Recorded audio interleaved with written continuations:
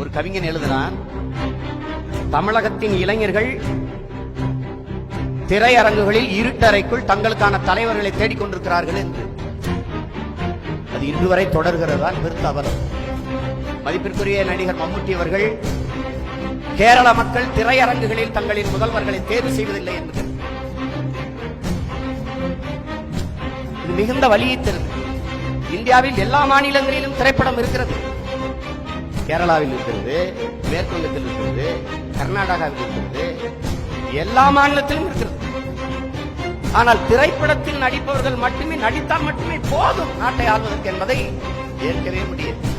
Cinema அல்ல மாற்றத்தை தருவது, நல்ல சிந்தனை தான் மாற்றத்தை தரக்கூடியது.